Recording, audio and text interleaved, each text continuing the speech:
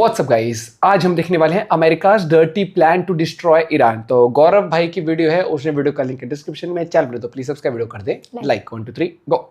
मई महीने में ही इंडिया और ईरान 2003 से रुका हुआ चाबहार पोर्ट का डील साइन करने ही वाले थे कि यूएसए की तरफ से एक बार फिर से इंडियंस पर सैंक्शंस लगाने की धमकी आने लगती है। इस डील से इंडिया को बेसिकली बिलियंस ऑफ डॉलर्स का फायदा हो सकता है, लेकिन यूएसए इससे बिल्कुल नाराज है। बट इंडिया ने on the other hand USA की बिल्कुल नहीं सुनी और 24 मई को ये एग्रीमेंट सक्सेसफुली हमने साइन कर दिया था।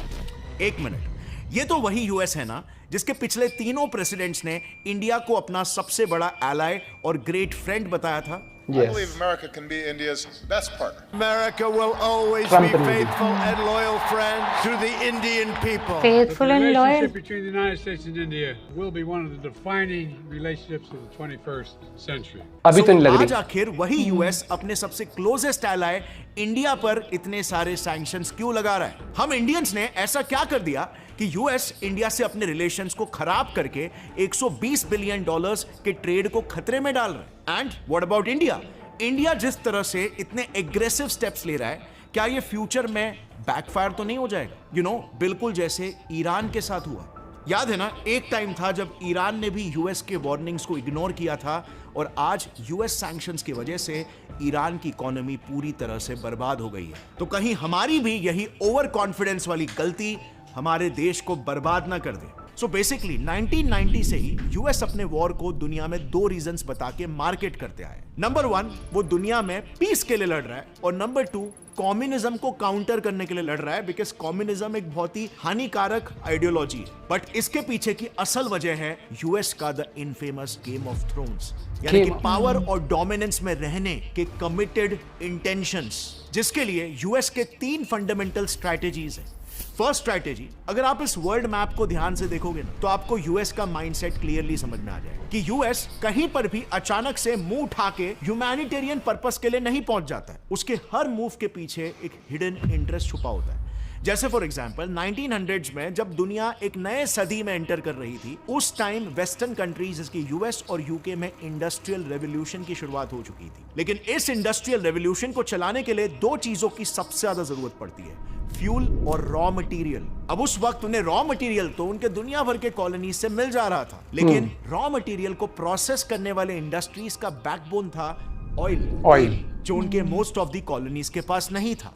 लेकिन इसी दौरान 1908 में ईरान मिडिल ईस्ट का वो पहला देश बना जिसके यहां पर तेल की डिस्कवरी हुई भारी मात्रा में। एंड माइंड यू, उस वक्त सऊदी अरेबिया, यूएई, इराक जैसे देशों में तो तेल अभी तक डिस्कवर ही नहीं हुआ था। इसका रिजल्ट, ईरान इकलौता दुनिया का सबसे बड़ा ऑयल सप्लायर बन गया था, लेकिन सिर्फ नाम का, क्योंकि ईरानियंस ऑयल फील्ड से ऑयल तो निकाल रहे थे, बट ये इसी तेल को ब्रिटिशर्स को एकदम कौड़ियों के दाम में बेच रहे थे। इसका प्रॉफिट सारा ब्रिटिशर्स अर्न कर रहे थे। ईरान का प्रॉफिट शेयर सिर्फ और सिर्फ 14% हुआ करता था, बाकी का 86% प्रॉफिट ब्रिटिशर्स लेकर जाते थे। यानी कि न तेल उनका था, न देश उनका था, लेकिन 86% प्रॉफिट उनका। बेसिकली सेम जैसे वो इंडिया में ईस्ट इंडिया कंपनी के थ्रू सब कुछ लूट रहे थे। वैसे ही वो एंग्लो ईरानियन कंपनीज के थ्रू ईरान को लूट रहे थे। लेकिन फिर 15 मार्च 1951 को ईरान में एक नए प्राइम मिनिस्टर पावर में आते हैं, मोहम्मद मोसाद्देक। पीएम बनते ही उन्होंने ईरान के सारे ऑयल फील्ड्स को नेशनलाइज करके ब्रिटिशर्स को ईरान से बाहर ढकेला। इस वजह से ईरान को ऑयल का पूरा कंट्रोल मिल गया और ईरान दुनिया में एक पावरफुल नेशन के तौर पर उभरने लग गया। ईरान वो पहला देश बन सकता था जो मिडिल ईस्ट से उभर कर आया हुआ एक सुपर पावर। लेकिन फिर यही न्यूली डिस्कवर्ड वेल्थ ने अमेरिका का भी अटेंशन ईरान आइए, और फिर उसके बाद गेम ऑफ थ्रोन्स अमेरिका ने बिल्कुल वही किया जो वो हमेशा से करते आए, हमसे ऊपर इंटरवेंशन। बट इस बार ये कोई डायरेक्ट इंटरवेंशन नहीं था। बड़े ही स्मार्टली अमेरिकन CIA और यूके की MI6 ने मिलकर ईरान में एंटी मुसाडेक प्रोपोगेंडा चलाया। मुसाडेक को पब्लिकली ऐसे पोर्ट्रे किया जाने लगा, ऐसे ही होता है हमेशा। मोहम्मद रजा पहलावी के लिए एक बहुत बड़ा थ्रेट है। इस प्रोपोगेंडा से सिर्फ 2 सालों के अंदर ही मोसाडेक का कू करवा के ईरान में अमेरिकन और ब्रिटेन के पपेट मोहम्मद रजा पहलावी को इंस्टॉल कर दिया गया। और फिर बिल्कुल वही हुआ जो अमेरिका और ब्रिटेन चाहते थे।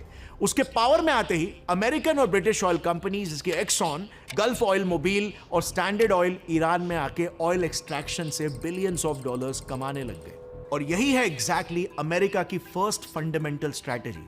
पहले एक स्टेबल कंट्री में अनसूटेबल कैंडिडेट को पावर से उठाकर फेंको और वहां अपने एक पपेट को इंस्टॉल करो जहां से आपके हिसाब से लीनियंट लॉज और पॉलिसीज वो बनवाए ताकि आप उनके नेचुरल रिसोर्सेज को एक्सट्रैक्ट करके बिलियंस ऑफ डॉलर्स का प्रॉफिट एंजॉय करो। लेकिन अमेरिका इसके बाद भी ईरान में नहीं रुका, बल्कि उसने अपने सेकेंड स्ट्रैटेजी का इस्तेमाल करना शुरू कर दिया ईरान को और ज्यादा लूटने के लिए। बेसिकली इसके बाद यूएस ने एक कदम और आगे बढ़कर अपने पपेट पहलावी के मन में भी इनसिक्योरिटीज पैदा करना शुरू कर दिया कि जनता उसका भी तख्ता पलट रातों रात कर सकती है, सो उसके पास एक स्ट्रॉन्ग मिलिट्री होने की जरूरत है। अब जब यूएस अगर आपको बोल रहा है कि आपको एक स्ट्रॉन्ग मिलिट्री की जरूरत है तो समझ जाओ कि वो क्या बेचना चाहता है आपको।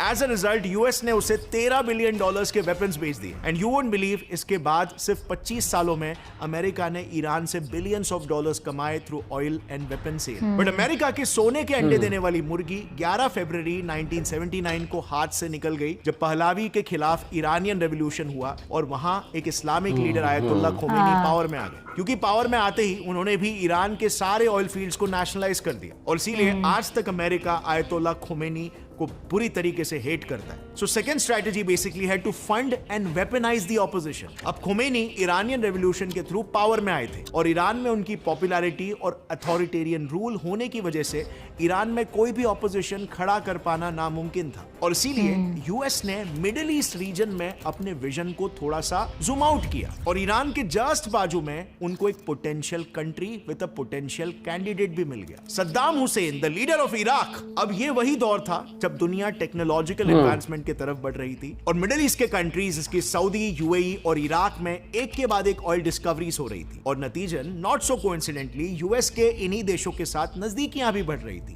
According to American professor and foreign policy expert Noam Chomsky, 1982 एक काफी इंपॉर्टेंट ईयर था क्योंकि इसी दौरान अमेरिका ने बड़े ही स्ट्रेटेजिकली रोनाल्ड रीगन के लीडरशिप में इराक को स्टेट सपोर्टिंग टेररिज्म के लिस्ट से निकलवाया और एड्स देना शुरू कर दिया। सो इराक की अभी जरूरत थी, सो उस पर फेवर करना शुरू। इवन इस दौर में ही बायोलॉजिकल और केमिकल वेपन्स तक मिलिट्री एड के नाम पर इराक को सप्लाई किए गए। 1982 happens to be an important year in U.S.-Iraqi relations, which Ronald Reagan dropped Iraq from the list of states supporting terrorism. सो इस दाव से अमेरिका के दो मोटिव्स एब्सोल्युटली क्लियर हो जाते हैं। पहला, ईरान को काउंटर करने के लिए इराक में सद्दाम जैसे लीडर को स्ट्रॉन्ग बनाने की कोशिश कर रहा था अमेरिका, और सेकंड, उस टाइम पर इराक इकलौता मिडिल ईस्टर्न देश था जिसका ऑयल प्रोडक्शन कॉस्ट सबसे कम था। एज अ रिजल्ट इससे प्रॉफिट ज्यादा मिल गया ना, फिर से उनको दबा के इराक में काफी रैम्पेंट तरीके से इकोनॉमिक डेवलपमेंट भी चालू था। बट ऑफ कोर्स ये अमेरिका के लिए अच्छा नहीं था क्योंकि इससे मिडिल ईस्टर्न रीजन में एक और एक स्ट्रॉन्ग इकोनॉमिक सुपर पावर बन जाता था इराक। अब ऐसे में यूएस ने एक तीर से दो निशाना लगाए। पहले तो वो ईरान को काउंटर करने के लिए सद्दाम जैसे परफेक्ट कैंडिडेट को यूज करता रहा। दूसरा, उसने मिडिल ईस्ट में इराक सुपर पावर ना बने इसीलिए उसको ईरान के साथ सालों तक वॉर में फंसाए रखा और अमेरिका की ये स्ट्रेटेजी बिल्कुल सक्सेसफुल भी रही। 9 सालों तक दोनों कंट्रीज ने एक दूसरे के साथ एक्सटेंसिवली वॉर लड़ा। डेवलपमेंट तो छोड़ो, 5 लाख से ज्यादा लोगों की जान चली गई। अकेले 2.5 लाख लोगों को मारने का इल्जाम सद्दाम पर आया और दोनों भी कंट्रीज का $1 ट्रिलियन का नुकसान हुआ। ईरान इराक में लोग और भी ज्यादा गरीब होते चले गए, लेकिन दूसरी तरफ अमेरिका वो दोनों देशों को अपनी टेक्नोलॉजी, आर्म्स, एम्युनिशन कंटीन्यूअसली बिकते रहना चाहिए, वो वाला था ना, पोजीशन को स्ट्रॉन्ग बनाते रहा और उसका प्रॉफिट मीटर हमेशा बढ़ते रहा। आज आए दिन हम सुनते आ रहे हैं कि इंडो पैसिफिक रीजन में क्वाड, स्क्वाड, ऑकस जैसे ग्रुप्स बन रहे हैं ताकि जापान, ऑस्ट्रेलिया, इंडिया और साउथ ईस्टर्न कंट्रीज को चाइना के एक्सपेंशनिस्ट पॉलिसी से बचाया जाए। और कई बार तो यूएस प्रेसिडेंट खुद free and open Indo Pacific region की बात करते हैं। The vital Indo-Pacific region remains free, open, prosperous and secure. I'm here to advance peace, to promote security, and to work with you to achieve a truly free and open Indo-Pacific. But ये सब तो सिर्फ दिखाने वाली बात है ना, क्योंकि यूएसए आज ये जानता है कि दुनिया का 80% ट्रेड सिर्फ इस एक स्ट्रेट ऑफ मेलाका से पास होता है। सो आज पूरे दुनिया का सेंटर ऑफ पावर, रिसोर्स और इन्फ्लुएंस मिडिल ईस्ट नहीं है बल्कि इंडो पैसिफिक है। और अगर चाइना वहां पर इन्फ्लुएंशियल हो गया तो ये अमेरिका के लॉन्ग टर्म इकोनॉमिकल इंटरेस्ट के लिए बिल्कुल भी अच्छा नहीं होगा। सो क्वाइट एविडेंटली यूएस की हमेशा से यही स्ट्रैटेजी रही है कि वो अपने इंटरेस्ट को दूसरे देशों की भलाई करने का नाम देता है, हमेशा अपने मूव्स को मॉरल पुलिसिंग और डेमोक्रेसी के नाम से फायदा अपना। जैसे अगर आप मिडिल ईस्ट के इस मैप को देखोगे, ये सारे मिलिट्री बेसेस यूएस ने ह्यूमैनिटेरियन इंटरवेंशन के नाम पर बनाए। अगर आप इसको और जूम आउट करोगे ना, तो आज दुनिया का शायद ही ऐसा कोई कोना होगा जहां तक यूएस की रीच ना हो। And this is frankly speaking very concerning. लेकिन यूएस ने तो मानवता को बचाने के नाम पर दुनिया की इतनी भलाई की है। इराक में 90 लाख लोग, सीरिया में 70 लाख, अफगानिस्तान में 50 लाख और पूरी दुनिया में 3.7 करोड़ मासूम लोग आज बेघर हो गए हैं। फिर ऐसे भी ह्यूमैनिटी के किस्से सामने आए कि सद्दाम के मरने के बाद यूएस ने इराकी प्रिजनर्स को किस हालत में रखा था। जब the infamous Abu Ghraib prison के फोटोज लीक हुए थे तो पूरी दुनिया शॉक हो गई थी। अब इस पे तो एक अलग से पूरा वीडियो ही बन सकता है, लेकिन अभी के लिए मैं आपको कुछ क्लीन इमेजेस दिखा देता हूं, कुछ वेज इमेजेस। अगर आप simple Abu Ghraib prison type भी करोगे तो गूगल पर आपको ऐसे पिक्चर्स मिलेंगे जिसको गूगल ने भी ब्लर करके रखा है, और उसकी स्टोरी भी आप समझ सकते हो कि मामला क्या था अबू ग्रैब प्रिजन के पीछे। And guys, this is the most important reason कि आज दूसरे कंट्रीज, दूसरे सुपर पावर्स जैसे कि इंडिया, ये जान रहे हैं कि अमेरिका कोई पीस और ह्यूमैनिटी का मसीहा नहीं है। वो उसका बस एक पॉजिटिव पीआर है, डोमिनेंस दुनिया को दिखाने की कोशिश कर रहा है। बट अंडरनीथ दैट उसके भी इंटेंशंस हर हाल में अपने पावर, अपने थ्रोन को रिटेन करना ही है, और जितना हो सके दूसरे कंट्रीज से रिसोर्सेज को एक्सप्लॉइट करके अपने जियोपॉलिटिकल पोजीशनिंग को स्ट्रांग बनाना। यही स्ट्रैटेजी आज दूसरे कंट्रीज भी समझ रहे हैं, और इसीलिए वो यूएस का साथ देने के जगह पे वो खुद को एक सुपर पावर बनाने की कोशिश कर रहे हैं, और इसीलिए वो यूएस के हाँ में हामी नहीं भर रहे, बल्कि वो खुलेआम यूएस को डिसोबे कर रहे हैं। कितनी इंटरेस्टिंग चीज है, राइट? एक टाइम था जब इंपीरियलिज्म हुआ करता था, जब कंट्रीज रातों रात दूसरे कंट्री पे धावा बोलकर उनके एरिया में घुस के उनकी टेरिटरी को लूटती थी, रिसोर्सेज को लूटती थी, और एक पॉइंट के बाद वर्ल्ड वॉर्स के बाद ये काइंड ऑफ बैन हो गया। इसे सारे कंट्रीज ने मिलकर पब्लिकली कंडेम किया और कहा कि ऐसी प्रैक्टिस आगे से नहीं होगी। बट आज के दौर में भी अगर आप देखोगे तो जो सुपर पावर कंट्रीज है वो इंपीरियलिज्म नहीं दिखा रहे तो और क्या है ये? बस पहले ये खुलेआम होता था और अभी एक पॉजिटिव पीआर के साथ होता है, which truly makes me feel अगर कोई देश सुपर पावर हो तो कभी भी उसे अपनी एम्बिशन की आड़ में अंधा नहीं होना चाहिए, बल्कि अपनी दृष्टि, अपने एथिक्स और अपने वैल्यूज को बनाना चाहिए। अपने से कमजोर कंट्रीज को एक्सप्लॉइट करने के इंडिया लेके चला है, सपोर्ट भी तो किया जा सकता है। I know this is much easier said than done, because global dynamics में बहुत गंदगी है, but I think we should have a vision for a better world, और तब तक global dynamics naturally change होते रहेंगे।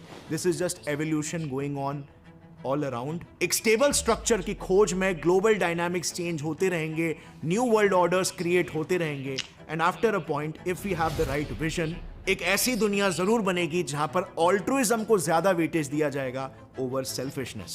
आई स्ट्रांगली बिलीव कि अगर सुपर पावर्स ने इंडिया के ही वासुदेव कुटुंबकम वाले सिद्धांत को अपना लिया तो आधे से अधिक प्रॉब्लम्स ऐसे ही सॉल्व हो जाएंगे। एक फिलोसोफर थे, इटालियन फिलोसोफर कॉल्ड निकोलो मैशियावेली। आपने अगर उनके बारे में पढ़ा होगा तो आपको तो उनकी एक फिलॉसफी थी ये कहते हुए कि अगर आपको पावर में रहना है तो आपको कुछ नेस्टी चीजें करनी पड़ेगी।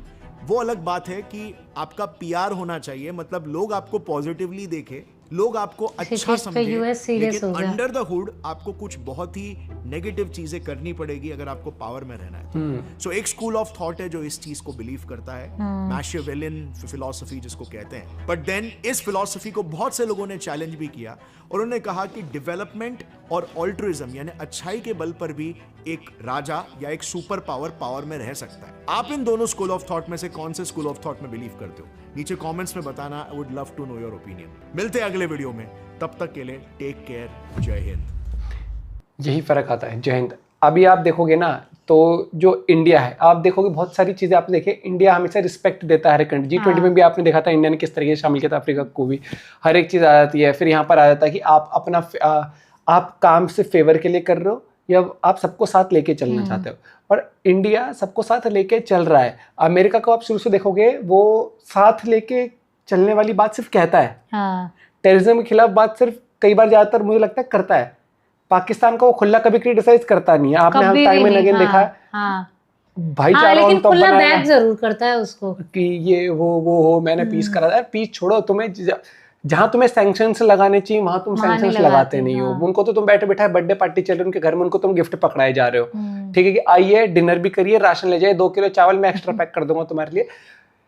ये चीज आपको समझनी पड़ेगी कि सुपर पावर आज मैं बता रहा हूँ, इंडिया बहुत लेट है ऑलरेडी इस चीज के अंदर, नहीं तो चाइना से भी ऊपर इंडिया निकल चुका होता। और आपको वो स्टेटस, वो मुकाम हासिल करना पड़ेगा कि दुनिया आंख उठाने से पहले 10 बार सोचे, सैंक्शन लगाने से पहले। लेकिन इंडिया आज कहीं ना कहीं उस स्टेज पर भी है, ये चीज भी आप एक्सेप्ट करोगे। अमेरिका एग्जाम्पल लॉकडाउन के टाइम पर कहा था ना कि नहीं, अभी ये रशिया यूक्रेन वॉर में कहा था कि रशिया से Oil वाला, सैंक्शंस लगेंगे, जो भी तेल लगा, इंडिया ने कहा लगाता रह जा। लगाए उसने? नहीं लगाए। ये फर्क पड़ता है जब दूसरे देश को पता लग जाए ना कि आज हम जिसको आंख दिखा रहे हैं वो भी उल्टी आंख दिखा सकता है, ये फर्क होता है। वहीं पर ही अगर मान लो कोई छोटा सा देश है, वो अगर कहता नहीं हम तो लेंगे, तो अमेरिका 2 सेकंड में उसको ईरान वाली हालत करके बिठा दे। नहीं करता ना। इंडिया से उसको बहुत सारी चीजें चाहिए, खाने की चीजें चाहिए, मार्केट है इतना बड़ा, 36 चीज बेचनी है। इंडिया भी 2 सेकंड में क्या देगा, अब से अमेरिका की यही चीजें नहीं आएंगी इंडिया में। बहुत फर्क होता है। तो चीजें समझने में, और प्लस उसको अमेरिका को ये भी पता है कि अगर मैं सैंक्शंस लगाऊंगा या मैं मिलिट्री यूज करके कुछ कहने की कोशिश करूंगा इंडिया को, तो इंडिया का साथ देने के लिए रशिया भी बैठा हुआ है, यूक्रेन भी अगेंस्ट हो जाएगा एक बार को, अगेंस्ट इन द सेंस कि बिल्कुल ही नहीं, लेकिन वो भी स्टांस लेगा इंडिया की सपोर्ट में कि तुम गलत कर रहे हो। तो इंडिया कोई छोटा देश नहीं है, इंडिया कोई छोटी पावर नहीं है, या इंडिया का लीडर इतना छोटा नहीं है कि किसी बात से दब जाए। इंडिया उस लेवल पर है कि आप कुछ भी कहते हो इंडिया टैकल कर सकता है, इंडिया कैन फाइट बैक। और हमेशा फाइट सिर्फ हथियारों से नहीं लड़ी जाती है, बुद्धि, पॉलिटिक्स, दिमाग लगाया जाता है। और आने वाले वक्त में आप देखना, ये जो कह रहे हैं ना डी-डॉलराइजेशन, या फिर जैसे हम कहते हैं कि एक जैसे इंडिया, रशिया, चाइना डिसाइड करता है कि अलग करेंसी यूज करते हैं जिसके अगेंस्ट, जैसे अमेरिका आ जाता है कि नहीं डॉलर के अगेंस्ट नहीं जाओगे तुम, ये वो सब दिखता है कि वो अपने आप को सबसे ऊपर रखना चाहता है। जैसे हम देखे ना बड़े बड़े सेलिब्रिटीज हो गए, तो उनकी पीआर नहीं देखते, डॉग को खाना खिला रहे हैं, 10 रुपए किसी को पकड़ा रहे हैं, उनके पास इतना टाइम नहीं है भैया। वो सिर्फ वो कैमरामैन को कहते हैं मेरी एक वीडियो बना दिया ऐसे फटाफट से, और वो भी नहीं कहते, एजेंसी होती है पीआर एजेंसीज, वो बताते हैं कि जी महीने के 2 दिन, 1 दिन आपको आना है, हम अलग अलग जगह आपकी 4-5 वीडियो शूट कर लेंगे और फिर उनको वायरल करेंगे हम सोशल मीडिया पर। लोग बोलते हैं ओ माय गॉड यार ये कितना प्यार करती है डॉग से, ओ माय गॉड ये गरीबों के लिए कितना कुछ करते हैं। कुछ नहीं है, तुम लोगों के अंदर जो सिंपैथी, जो इमोशंस है, उनके अंदर एक घर बना लेते हैं, वो एक इमेज बनाते हैं। ये फर्क होता है दोस्तों पीआर का आज के टाइम पर। मिलते हैं आपसे वीडियो के साथ, बाय बाय, टेक केयर।